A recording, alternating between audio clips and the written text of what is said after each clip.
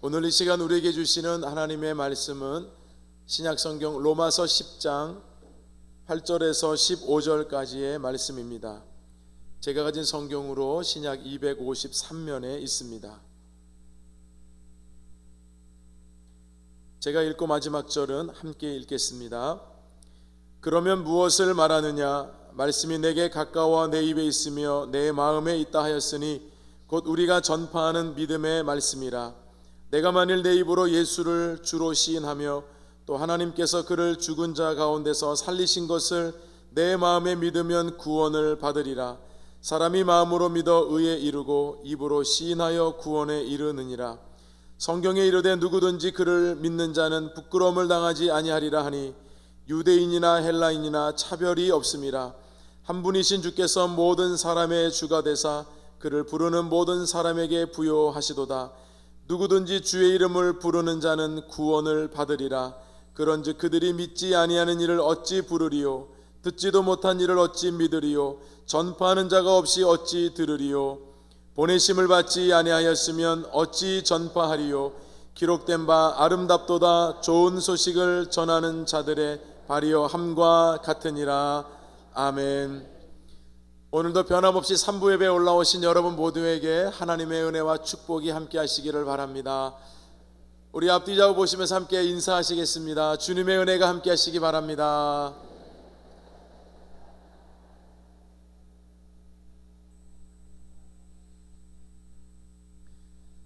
내가 변화시킬 수 있는 것은 오직 나뿐이라고 하는 책의 서문에는 12세기경 어느 영국 수도사가 썼다고 하는 시를 소개하고 있습니다. 젊었을 때 나는 세상을 변화시키고 싶었다. 세상을 변화시키는데 어렵다는 것을 알게 되자 나는 나라를 변화시키려 했다. 나라를 변화시킬 수 없다는 걸 알게 되었을 때 나는 우리 마을에 초점을 맞추기 시작했다. 나는 우리 마을도 변화시킬 수 없었다. 나이가 들면서 나는 내 가족이라도 변화시키려고 노력했다. 이제 노인이 된 지금 나는 내가 변화시킬 수 있는 유일한 것은 오직 나 자신뿐이라는 걸 알게 되었다. 처음에는 너무나도 거창하게 세상을 변화시키려는 꿈을 가지고 도전했지만 그것이 너무 어려운 일임을 알고 다시 축소해서 그렇다면 나라만이라도 한번 변화 한번 시켜봐야 되겠다 했지만 그것마저도 어려웠습니다. 더 축소해서 마을, 그것도 쉽지 않아서 이제는 가족을 변화시키려고 했습니다. 그러나 그것도 쉽게 되지 않아서 시간이 지나고 어느덧 노인이 되어서 깨닫게 된 것은 변화시킬 수 있는 유일한 것은 자기 자신뿐이었다는 여러분 그런 고백이 아니겠습니까? 저는 이 짧은 글에서 이 수도사의 글이 주는 깨달음이 무엇이었냐면 첫 번째는 내가 누구를 변화시키기 이전에 나 자신의 변화가 먼저라는 것이었습니다.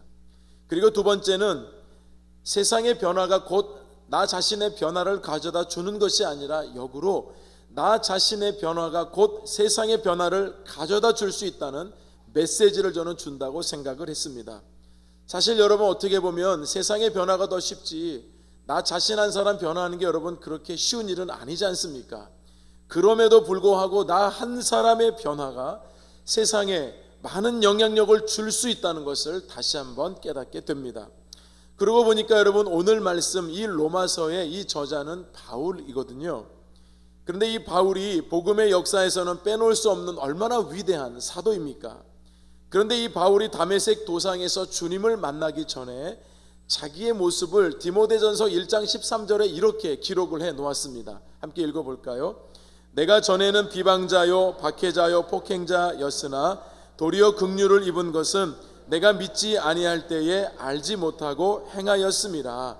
내가 알지 못하고 행할 그때는 예수님과 예수님을 따르는 믿는 그 모든 사람들을 내가 비방하고 내가 박해하고 내가 폭행하는 데 앞장섰다는 고백이었습니다.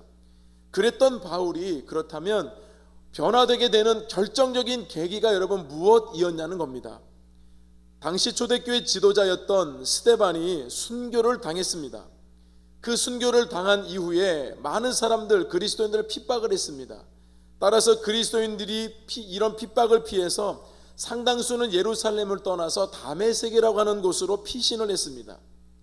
그것을 알게 된 사울이라고 하는 사람이 당시 대제사장에게 위임장을 받아서 그 다메섹까지 쫓아가서 예수 믿는 사람들을 잡아다가 예루살렘에 데리고 와서 종교 재판에 세워서 죽이려는 계획을 했던 것입니다. 여러분, 당시 예루살렘에서 다메섹까지의 거리는 약 213km예요. 제가 오늘날로 좀 검색을 해봤는데요, 우리 신정동에서 전주가 좀 못 미치는 거리입니다. 상당히 먼 거리 아니겠습니까? 당시 이동수단을 고려해 본다면 상당히 먼 거리가 아닐 수 없습니다. 그런데도 그 먼 거리 원정을 가서 그리스도인들을 잡아다가 종교 재판에 넘기려고 했다는 거 아닙니까? 그래서 213km를 쉼없이 달려가서 다메섹에 이르렀을 때였습니다. 다메섹에 이르자마자 갑자기 하늘로부터 강력한 빛이 이 사울을 둘러 비추기 시작했습니다. 너무나도 놀라서 그는 그 자리에 엎드렸어요. 그때 하늘에서 소리가 들립니다. 사울아, 사울아, 내가 어찌하여 나를 박해하느냐? 놀란 사울이 물었습니다. 누구십니까? 다시 음성이 들렸죠. 나는 내가 박해하는 예수라. 여러분, 사울은 예수님 박해한 적 없습니다. 예수 믿는 사람을 잡아다가 박해하고 그들을 감옥에는 가뒀지만 예수님을 직접적으로 그가 박해한 적은 없는데 음성이 뭐라고 들렸어요? 내가 박해하는 예수라는 겁니다. 그 말이 무슨 뜻인가요? 예수 믿는 사람들을 박해하는 그 자체가 예수님이 고난을 당하고 박해를 당한다는 거 아니에요? 그랬던 사울에게 놀랍게도 구원의 빛이 임했습니다. 바울은 다메섹 도상에서 이 예수 그리스도를 만남으로 인해서 그는 완전히 새로운 인생을 살아가게 됩니다. 여러분, 더 많은 물질을 가진다고 해서, 세상이 주어지는 명예가 있다고 해서, 남들보다 건강이 더 좋고 더 오래 산다고 해서 사람이 바뀌겠습니까? 절대 그렇지 않습니다. 사람이 바뀔 수 있는 유일한 길은 예수 그리스도 복음으로만 변화되는 것입니다. 그렇게 예수 믿는 사람을 잡으려고 여러분 다메섹까지 213km를 달려갔지만 그곳에서 주님을 만난 이 바울이 완전히 변화가 되어가지고요, 사도행전의 기록처럼 그는 3번의 전도여행을 통해서 무려 57개의 도시를 방문했고 그가 전도하려고 다녔던 키로수만 13,000km입니다. 가는 곳마다 예수 그리스도의 복음을 전하는 사도로 변화가 되었습니다. 여러분, 그뿐입니까? 신약 성경에 등장하는 거의 모든 교회는 바울이 개척한 교회입니다. 그뿐입니까? 신약 성경의 27권 중에 13권의 저자가 바로 바울입니다. 그는 이렇게 자신이 변화된 이후에 자신처럼 깨닫지 못하고 변화되지 못한 유대 동족이 눈에 들어왔어요. 그래서 그들에 대한 너무 안타까운 마음을 가지고 그는 로마서 9장 3절에 이렇게 기록을 했습니다. 읽어볼까요?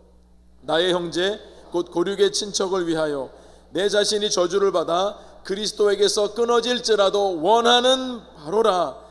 나의 동족이, 나의 친척이, 나의 고륙이 예수 그리스도를 영접하기만 한다면, 믿기만 한다면 나는 저주를 받아서 그리스도에게서 끊어져도 좋다는 고백까지 하게 됩니다.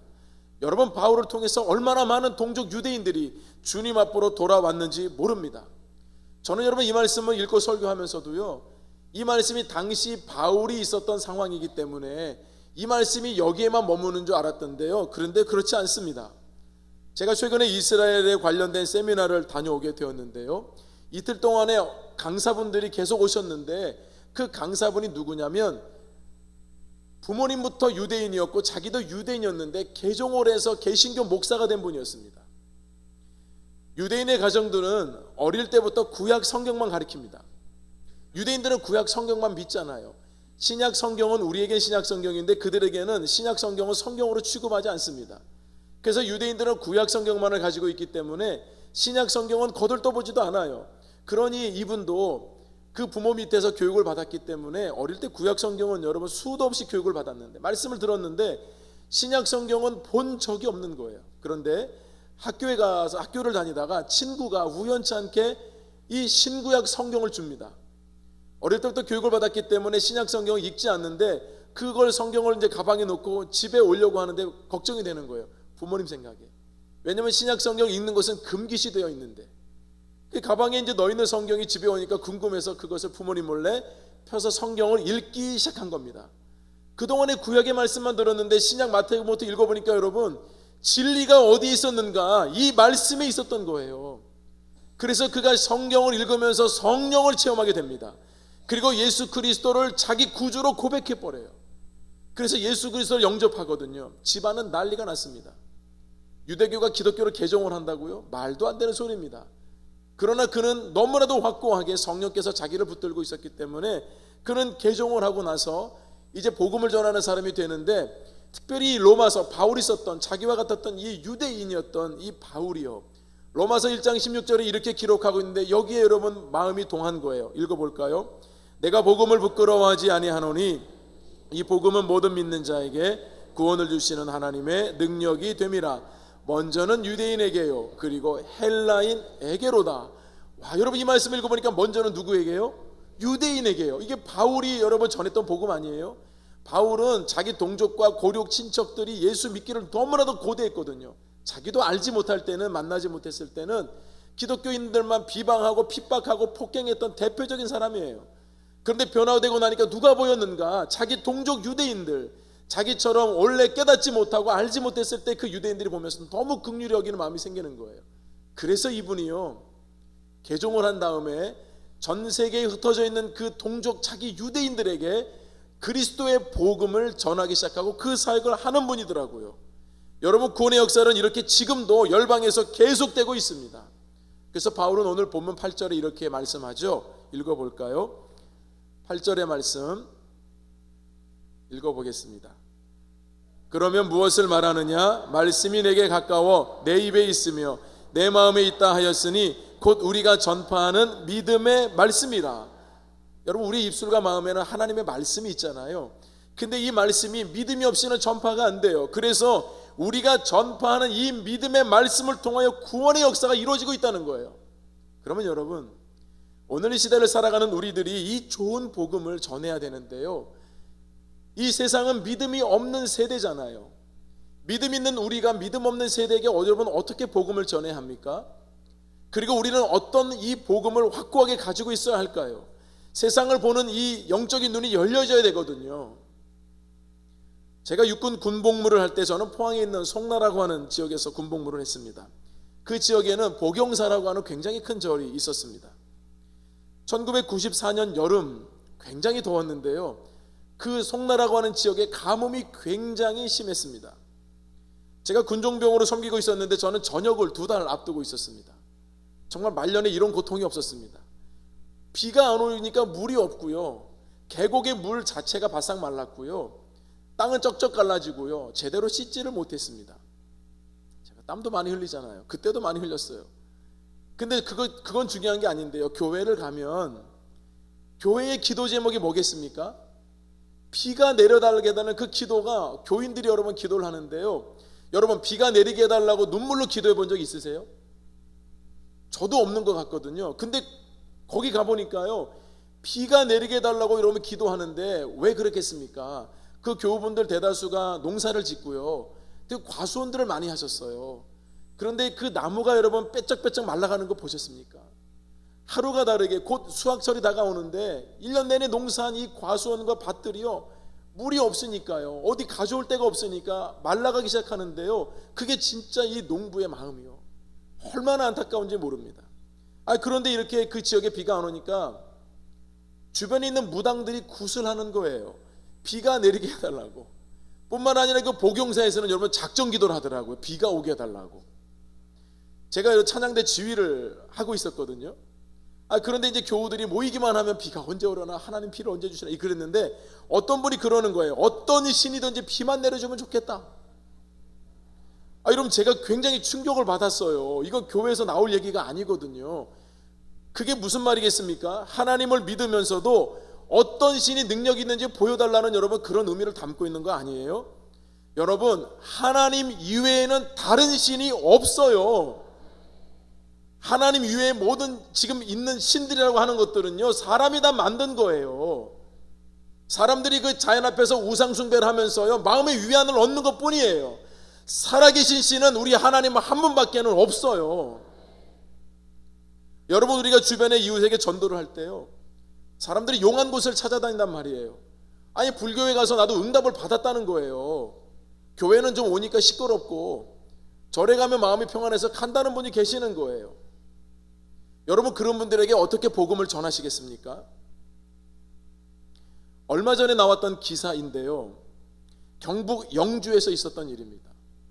어떤 봉사단체가 있었는데 거기 이제 사람들이 많이 단체에 이제 계셨겠죠. 어떤 한 분의 마음의 소원이 뭐였냐면 자기 아들이 미국에 있는 유명한 대학에 이제 이렇게 준비를 하고 어플라이를 하는데 당연히 엄마 입장에서는 합격되기를 얼마나 학수고대하겠어요. 그래서 이 봉사단체에 있는 사람들에게 나는 우리 아들이 지금 미국에 있는 유명한 대학 꼭 합격하기를 정말 소망하고 있다고 이러니까 그 봉사단체 안에 누가 있었냐면 무속인이 있었어요. 몰랐죠.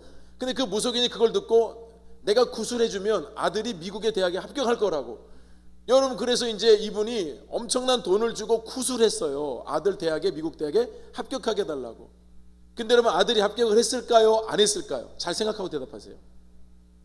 합격을 했어요. 우와, 신통하죠? 여러분 그때부터 코를 꼈습니다. 이제부터 집안에 있는 모든 일들이 있기만 하면 그 무속인에게 묻는 겁니다. 남편이 시장선거 출마를 여러 번 생각했던 모양인데요, 그 무당이 얘기하는 겁니다. 할배신이 돈을 보내라 한다. 돈을 주지 않으면 남편의 공천에 악영향이 있을 것이다. 여러분 이러면서 얘기를 하니까요, 그때그때마다 요구한 대로 다 주면서 마음의 위안을 얻은 거예요. 그런데 이 분이 지인들에게 수십억 원을 빌리고 보험 대출까지 받아가지고 이 굿값을 냈습니다.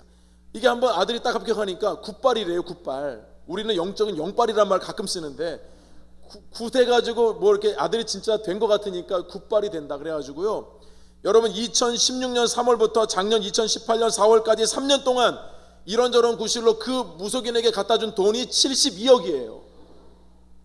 하여튼 여러분 좀 놀라시네요. 이번에는요 소송을 걸었는데요, 이 돈 못 찾는데요. 여러분 왜 소송을 걸었을까요? 효염이 없으니까요. 원래 시작은 효염 때문에 한 거 아니에요? 계속 있어야죠. 여러분 사람이 어려움에 처하면 똑똑하고 현명한 판단을 할 것 같지만 그렇지 않습니다. 오히려 어려움을 만나면 우왕좌왕하고 분별을 하지 못하는 거예요. 그래서 여러분 이런 일들은 우리 주변에 비일비재하게 일어나고 있는 현실이에요. 열왕기하 1장에 보면 북이스라엘에서 가장 악했던 왕이 아합이거든요. 그 아합이 죽었어요. 그 다음에 아하시아라는 왕이 왕으로 등극을 했는데요, 이 왕궁 난간에서 떨어졌어요. 그래가지고 심각한 부상을 입었네요. 근데 이 아하시아라는 여러분 이 왕의 이름의 뜻은 여호와께서 붙잡고 계신다라는 이름의 뜻이에요. 근데 자기가 이 질병에 걸렸는데 내가 죽을지 안 죽을지 이 병 때문에 이게 궁금한 거예요. 그 자기 사환들, 자기 왕이니까요, 이 종들을 어디로 보내는가? 이방이었던 에그론의 신 바알세붑에게 보냅니다. 근데 그 동시대에 어떤 선지자가 있었냐면 엘리야 선지자가 있었어요. 하나님의 말씀이 엘리야 선지자에게 임했습니다. 하나님 뭐라고 말씀하시는가? 그 사환들이 물으러 가기 전에 내가 너에게 준 말씀을 전해라고 해요. 가서 엘리야가 만나서 전하거든요. 아하시아 죽게 될 거라는 거예요. 그 질병 때문에 죽게 될 거라는 거예요. 자 여러분 왕하 1장 3절 그 만났을 때 했던 얘기를 한번 들어볼까요?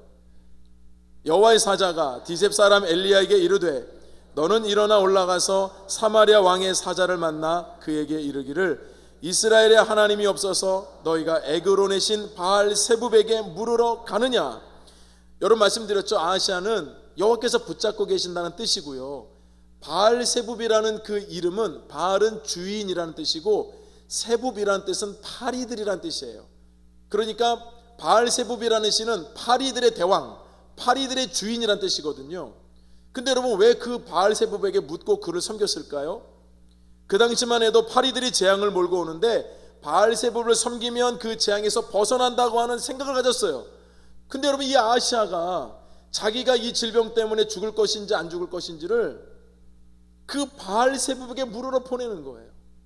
이스라엘의 여호와 하나님이 없어서 너희가 에그론의 신 바알세붑에게 물으러 가느냐. 엘리야가 직선적으로 얘기했죠. 그 얘기를 들은 아하시아가요, 이게 엘리야가 했구나라고 해서요, 그 50부장 50명을 거느리는 대장과 50명을 엘리야에게 보내요. 잡아오라는 거예요. 기분 나쁘니까. 그래 갔거든요. 어떻게 됐겠습니까? 엘리야가 얘기했거든요. 내가 하나님의 사람이면 불이 내려와 당신들을 살을 것이다. 그 말이 끝나자마자 하늘에서 불이 떨어져서 그 51명이 불에 타 죽었습니다. 여러분, 그러면 아하시아가 깨달아야죠. 하나님의 역사를 보여주는 거잖아요. 얼마나 두려운 일이에요. 여러분, 이미 악한 아하시아는 사람들 죽는 거 눈 하나 깜빡 안 합니다. 또다시 50부장과 이 50명의 부하들을, 군사들을 또 보냅니다.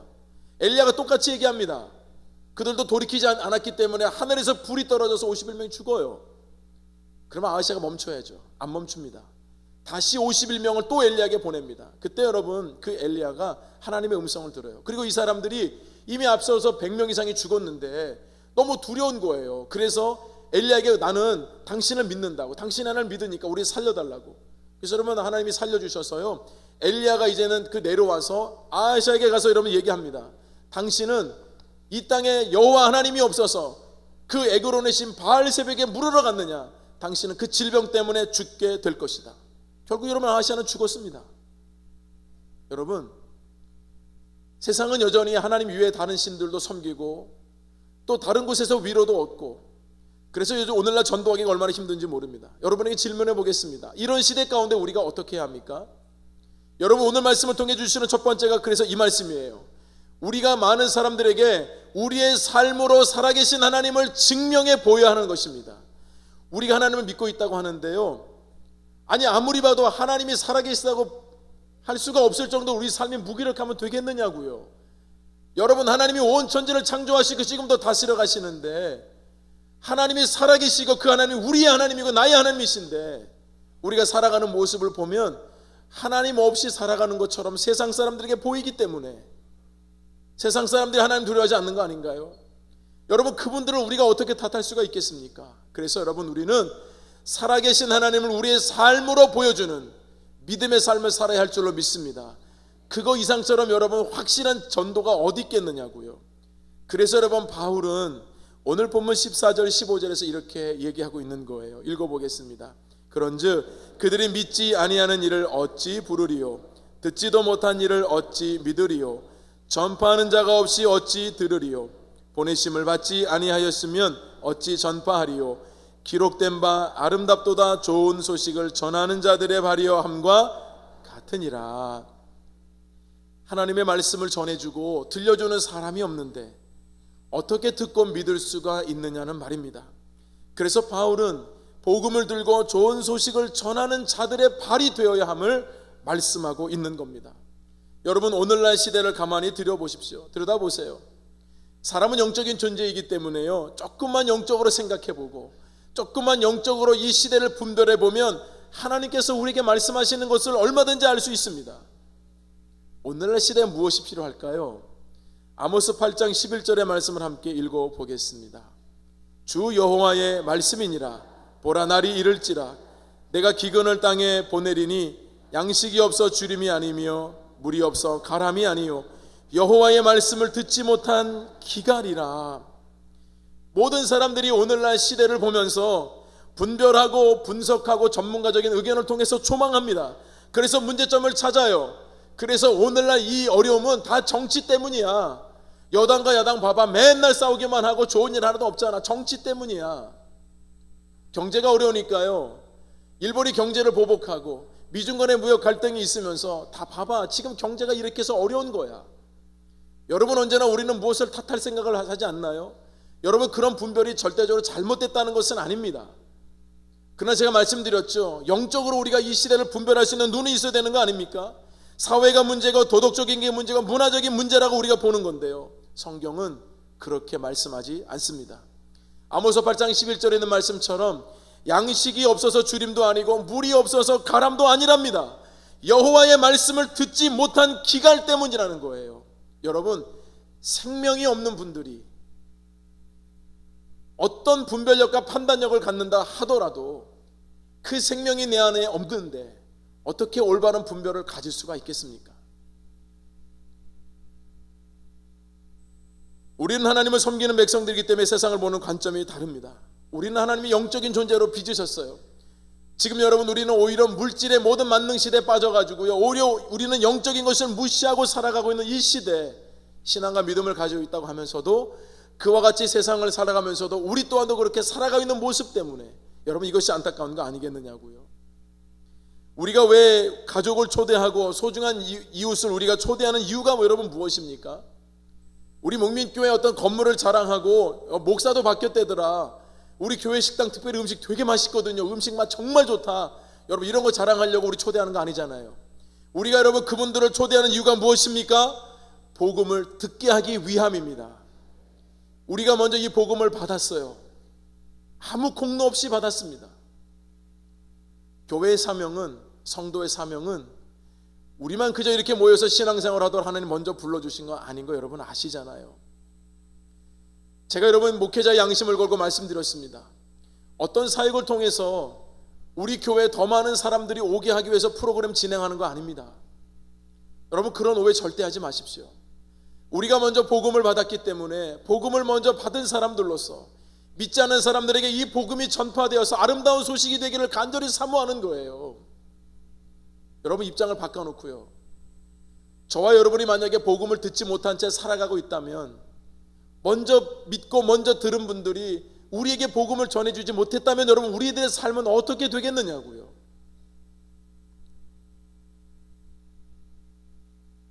우리가 신문은 한 주간 동안 꼼꼼히 보고 뉴스에도 귀를 기울이고 휴대폰으로도 끊임없이 기사를 검색해요. 오늘날 시대를 알기 위해서 아닌 게 있습니까? 근데 우리는 오히려 하나님의 말씀에 귀를 기울이지 않는 경우가 많습니다. 하나님께서 우리를 통해 말씀을 주시면서 오늘날 우리가 이 시대를 살아가야 할 생명을 주심에도 불구하고 우리는 잊어버릴 때가 너무 많은 거예요. 여러분 꼭 기억하셔야 합니다. 하나님의 말씀이 뚫어내지 못할 인생은 없습니다. 사울을 바울로 여러분 변화시켜 주신 분이 우리 하나님이시죠. 하나님의 말씀이 그의 영혼과 삶을 송두리째 바꿔놓았습니다. 지금도 하나님의 역사는 계속되고 있습니다. 따라서 우리의 삶을 바꾸고 새로운 삶을 시작하기에는 유일한 비결은 하나님의 말씀에 있음을 믿습니다. 10월 13일 날 새생명 만남의 날, 우리 목민의 모든 교우들이 이 복된 좋은 소식을 전하는 발걸음이 되기를 간절히 바랍니다.